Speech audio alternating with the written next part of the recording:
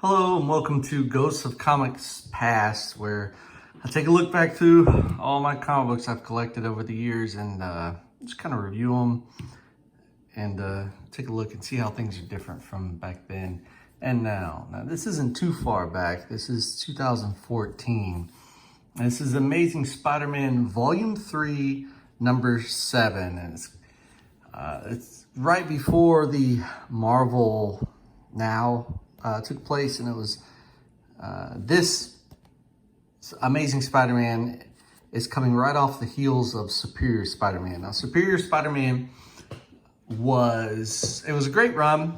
I really liked it. I thought Dan Slott did really good in writing Dr. Octopus as Spider-Man, where one of his experimental machinations switched his brain with Peter Parker's brain, and Dr. Octopus became Spider-Man and chose to give himself a new adjective and called himself Superior. However, that lasted for a little while, but Peter Parker eventually came back and took his body back and became the Amazing Spider-Man once again. But immediately after that, we roll into what was known as the Spider-Verse, right? So there was a lot of lead-in to that. It was a good, I don't know. There's mixed reviews about the Spider-Verse on whether or not Moore Lunn and his family were actually good villains or just extreme plot contrivances. I don't know. Some of the plot lines are okay, but it's nothing compared to anything that Roger Stern ever read, right? So this is written by Dan Slott and Christopher Gage, and art by Giuseppe Camicoli. And so honestly, the art is beautiful in this. It's really good. Also guest starring Miss Marvel or Kamala Khan. And this is right after she got her first book, so she's busting out into this thing. And we start off with a good description. The Amazing Spider-Man, Peter Parker. What happens, when a high school boy gets bit by a radioactive spider? Blam. All right, now we get into a little bit of a more exposition. After swapping his mind to Peter Parker's body, one of Spider-Man's greatest enemies, Dr. Octopus, set out to prove himself the superior Spider-Man. And he did for a bit and then didn't. Another thing down here, Peter recently found out that someone else, Cindy Moon, aka Silk, was bitten by his radioactive spider, giving her similar powers to Peter. And that's not the only thing they have in common. This, by far, the creation of Silk is by far one of the worst things possible. I hated this. So, and you had Spider-Woman, and they even had other off-world shoots, some more Spider-Verse things, which if you go into that, you'll see there's plenty of other Spider-Women. They even have Mayday Parker, the Amazing Spider-Girl, who is just amazing. And I love her, and I love the fact that she's a legacy hero, and she picked up after Peter when Peter lost his leg. And if you haven't read Spider-Girl, oh my gosh, that's some of the best. It's also some of the best comics 90s ever put out, right? So I highly recommend that. Silk just doesn't lead up to it.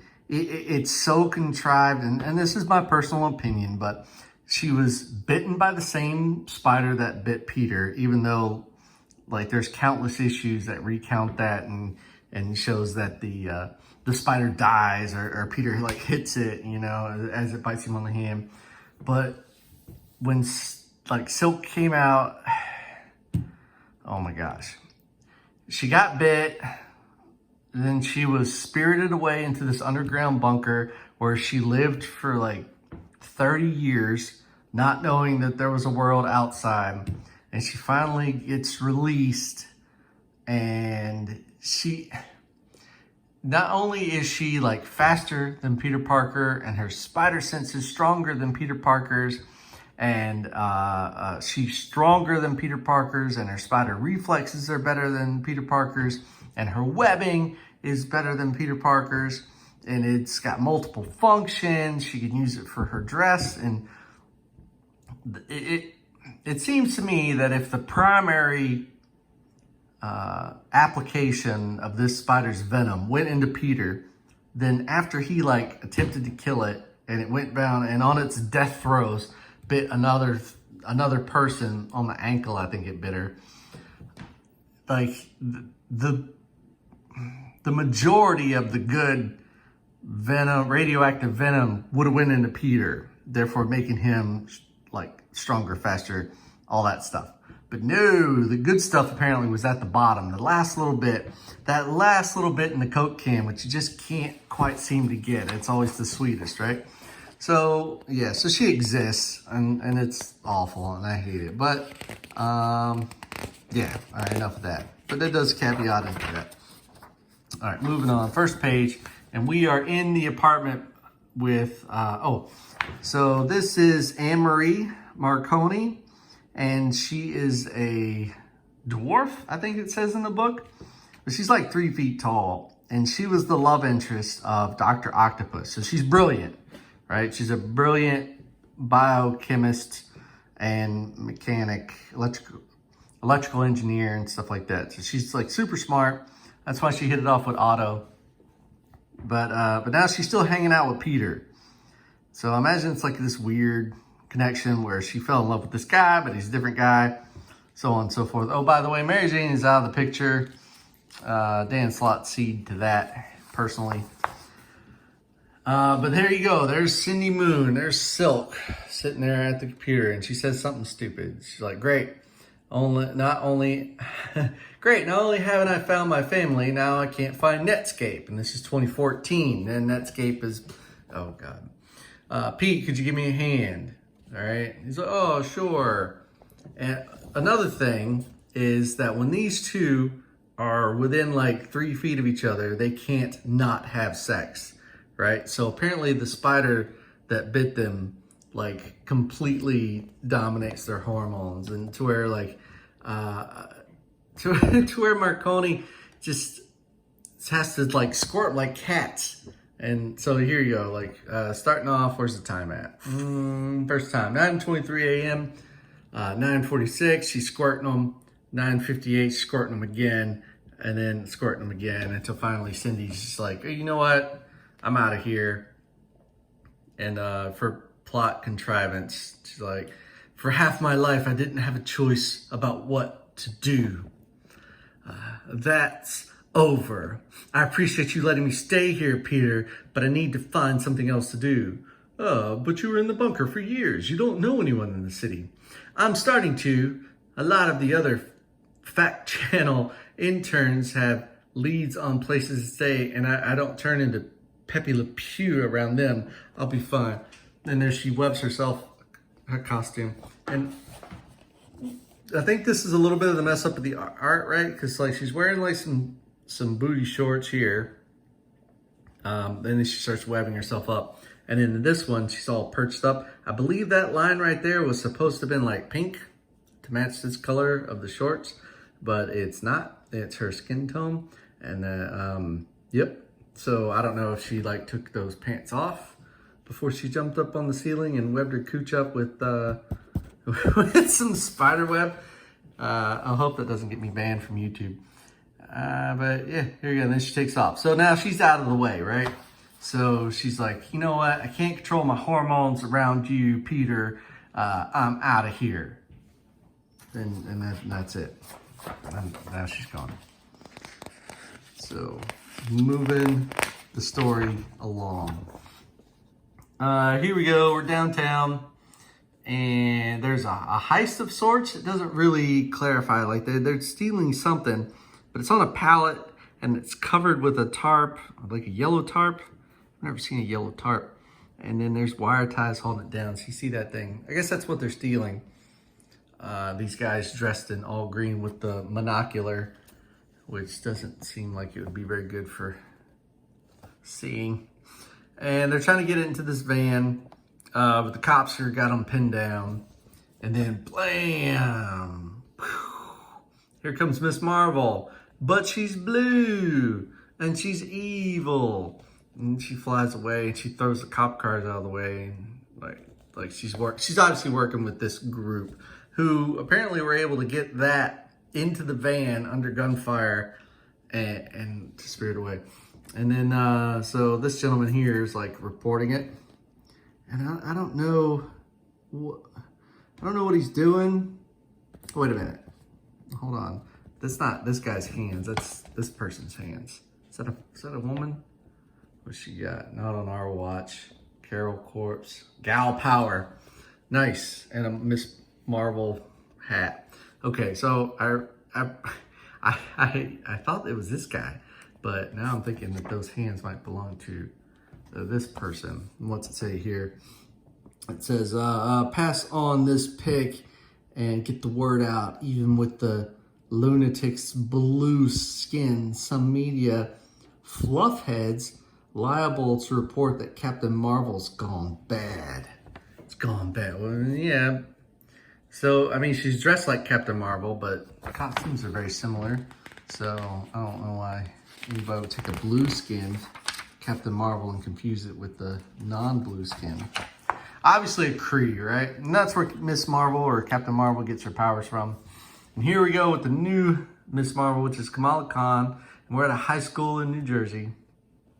And they're talking, as kids do, about being grounded and such. And then she sees that very post, which I guess goes to like a, I don't know, like a Miss Marvel watch thread or something, or a blog. I don't know, news updates. But she ain't having it. So she skips out on class and she grabs her Miss Marvel suit. And she goes away, right? She's like, and we Miss Marvels have to look out for each other. And this guy, I think it's just a friend. I don't think it's her boyfriend. It's just a friend. But he's like, oh, I'll tell him you hurl. Just be careful, okay? Oh, that girl doesn't listen to a thing I say. As she bounds away. Now her powers, if you don't know, is she can change her shape. Right? She's a shape changer. So she enlarges body parts, and then very much like Mr. Fantastic. Yeah, I think exactly like Mr. Fantastic. All right, but we're back, and here we go with Marconi, and she's trying to tell Spider-Man how to be a better Spider-Man. She's like, look, Otto left all the small fry stuff to the cops and the firefighters. You can't be everywhere all the time, so just chill out and stop watching your police scanner all day. And he starts to like, yeah, maybe, okay, I get it. But then all these reports start coming in, and he starts to freak out. And she's like, wait, hold on. Let them keep talking. And so, all right. Ladder 5, 1084, we're on scene of an apartment fire. So the fire department is already there. All right, another channel possibly. I doubt these are all on the same channel. 1030, robbery in progress at corner of, doesn't say. Next one, alarm at Jacobson Jewelers. Any available unit? And he goes, oh my God, I have to. And she says, hold on. And then right here it says, false alarm. Repeat. Cancel jewelry store alarm. We have the suspected robber in custody. They called out false alarm. Okay. Now, a false alarm to me, it's like like an accidental alarm, and not a real alarm. Not a we've apprehended the suspect or the robber is in custody. Does not constitute a false alarm. Like that was a real alarm. They're done. Right, but then they piped up false alarm. But I guess that's kind of nitpicky. And then the firefighters, they do their thing and they stop the fire. And yeah, says that Otto might have been a jerk, but he was also a genius. A lot of his methods worked. Ask me, if you don't use them out of ego, he's not the only jerk to wear the webs. He's not the only jerk. Because this is out of ego. The only reason Peter Parker is not using Dr. Octopus's methods of saving the city is out of ego. Dr. Octopus, right? So for years, this man has terrorized and destroyed and ruined lives. But now, since he got his he inhabited Peter's body and he got a girlfriend, then like, oh, he's a jerk. But I mean, he's a genius, right? So like, he did a lot of good stuff. I just think they really kind of played that up a bit, and whatever. Dr. Octopus is a villain and always will be. Always has been, always will be. I'm sorry I can't have sympathy for him. Sure, his methods worked until they didn't, and the Green Goblin almost took over the city. That's kind of stupid for Peter to say. His methods worked until they didn't. Well, you can say that about anything. Like, this all worked until it didn't, right? Or this never worked until it did, right? I hate that. That's so contrived, right? It's not good dialect. But it can't be everywhere at once. This could help me prioritize. And Spider-Man never really worried about being everywhere at once. Never mind. I'm just gonna keep. I'm gonna power through this, people. All right, here we go. All right, it's whatever. She's still complaining, and then he's gone. Spider-Man's in action above the city, and Maria has a point. More points than I want to think about. Luckily, I don't have to at the moment, judging from those sirens up ahead. I'm almost... change our thought. Whoa, I've seen some strange things come out of Jersey, but that takes the cake. Yeah, let's see what takes the cake. It's Ms. Marvel. How did they know that they were coming out of Jersey? I don't know. But it's... Right here's the Kree version of Captain Marvel, and then you see this giant foot shadow, and blam, she steps on her. She's like, those are big shoes you're trying to fill, lady. Let me show you how it's done. And then she just hammer fists this thing and blam, out of the way. And she's all, oh no, still getting used to my strength at this size. And then she heard about it being a kidnapping, so she's like, worried about whatever's the kidnapped person being hurt, but she finds it's this cocoon, and this cocoon is for was it Terios something? But the Inhumans go through this, right, when they develop their powers, and she recants that she did something similar. So she is an Inhuman. I think there was a little bit of like, is she not, when Miss Marvel, when Kamala Khan first started getting her powers, but I think later on it was confirmed that she was Inhuman. But then the Kree Marvel, she just blasts her, blam, whack-am, whack-ow.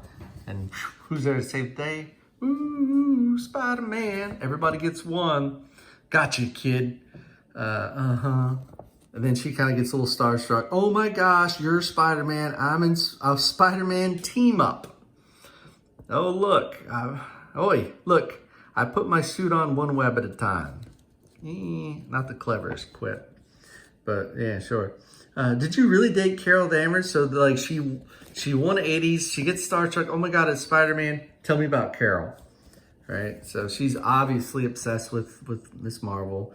And he's like, yeah, no, we dated once. Okay, no big deal though. All right, well let's try to stay focused here, seeing as how there's a Kree warrior trying to kill us.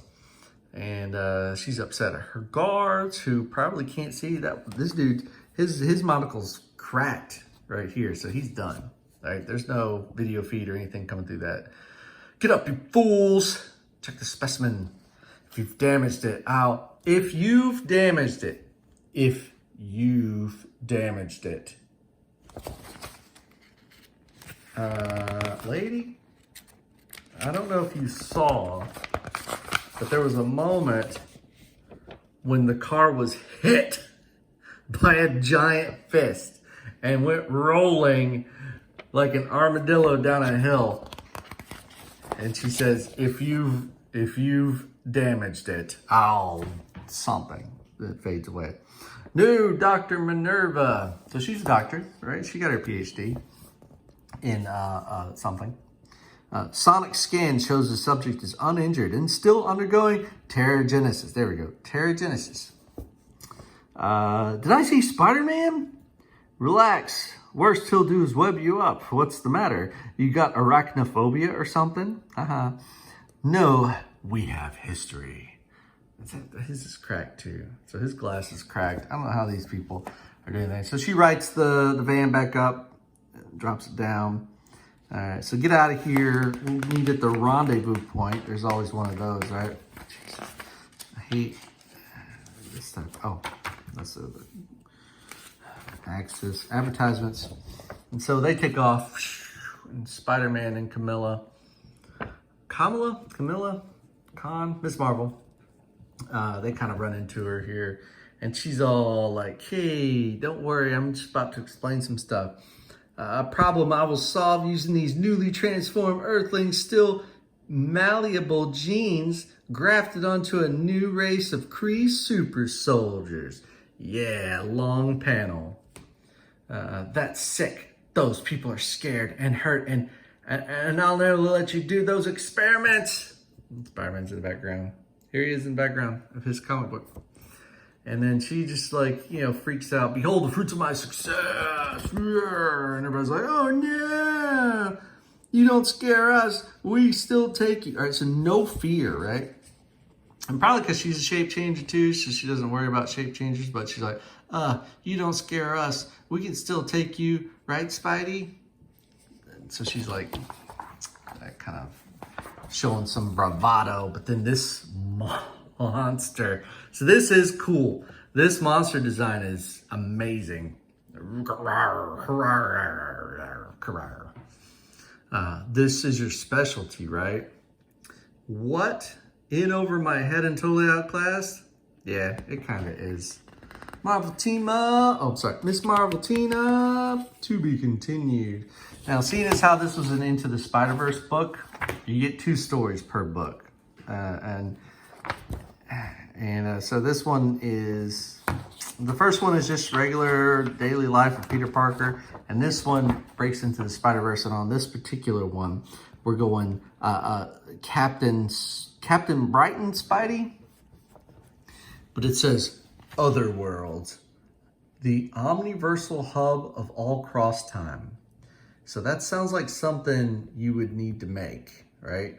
Like on your worlds, like we need this omniversal cross time chamber. That's some sort of hub where we can monitor everything that goes on across all times. Right? That's kind of silly. Like what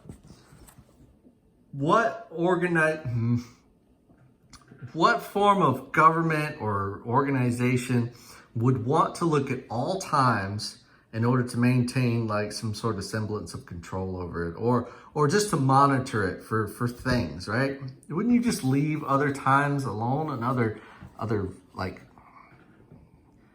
realities just alone? Or whatever. So this guy's checking them out. He's like, scanner, check. Earth, 1983 through 1985. Did you detect any dimensional intrusions? And then you got this British voiceover. Yes, love. In Act 1983, New York City. On the screen, please. And here we go. Big bad Morlun. Morlun, you monster. What have you done? Can't even describe. You can't? Can you, Parker? This world of yours, I can sense it. It's kinda gentler than most. And then this guy's still kind of watching. And you see Morlun as he sucks the spirit out of Peter Parker. And we find out on the next page that this is the beloved Amazing Spider-Man and his friends world. All right. So you see, there's Starfire, there's Iceman, there's Spider-Man. So he traveled into the Spider-Man and his Amazing Friends cartoon world. I guess that world exists in the realities, and he killed. I don't know. If he didn't kill him, he messed him up pretty bad. He killed Spider-Man's Amazing Friends, and then he just kind of sucked the life force out of Spider-Man. And now he's done. He's like, never tasted a life force as sweet before, like a child's confection. Now, does he mean that a confection that a child made? I don't know. That's confusing.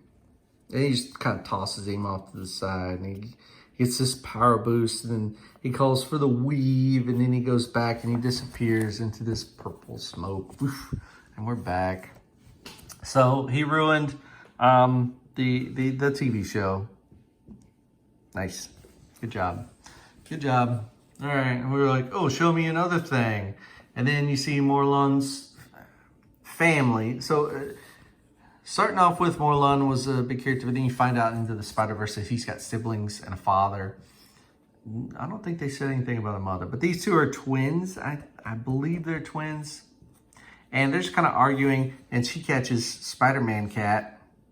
And the costume is the same across all the universe. Not the same, but very little does it deviate. All right, it's still the red and blue. And some of the different Spider-Verse verses have like the black suit or the Iron Spider, but for the majority, they're all red and blue with some webbing on them. And this one's a cat. And they're like, oh, and they're dancing. She's like holding it up. She's like, no, you didn't get it. And he's like, I hope you choke on it. And this guy's watching the whole time, not helping. And then this one, he goes to like the big boy. What's this guy's name? Deimos. Deimos? Yeah. So this guy, he's like the biggest Morlun. I don't even know what to call him. But he's taken out the entire world of the Spider-Man Unlimited cartoon that came on. It was like a sequel to the 90s Spider-Man cartoon, which was great. I really liked both of them. Spider-Man Unlimited really left off on a huge cliffhanger that just like really grated me that they never picked it back up after that. And I'll never know. We'll all never know what happens to Peter Parker on the Counter Earth, right? And now Counter Earth was filled with animal people, right? But so Deimos is just like sucking down all these totem spirits, and then his other brother, who's all like super smart and computery, named Genix, he's all like, "Oh, father says you should come home, okay? But I'm still eating." He's like, "You're only supposed to eat the spider ones." He's like, "But the other one's really good too." And he's like, oh, hey, wait a minute. We're being watched. I've got a thing. See the red thing? The red thing went off. It just went off just now. But we're being watched. We're being observed. And by a spider, no less. Does he look tasty? He looks British. How does someone look British? Probably tastes bland. Still, that won't stop us from eating you, boy. So now he's talking directly to. So he sees Spider-Man UK, Captain Spider, whatever. He sees him, and now he's actually like talking to him. So he's all like, break the connection. Get out of there, cut the feed. And he's like, I've seen enough. I mean, I watched 3 worlds get completely devoured, so I've seen enough. All the spiders of Crosstime are being slaughtered. Of Crosstime. I guess that's the official name. I must impart what I've seen to my fellow members of the Captain Brighton Corps. So these are all Captain Brightons, and there just happen to be one Spider Brighton. And he goes to this lady who seems like a queen of sorts, and she's all like, "Oh no, we have problems." And then he shows up, and he's all like, but I've got a problem, and I think it's related, and all the spider people, and she's all, shut up, I don't care about your spider people, I've got my own problems.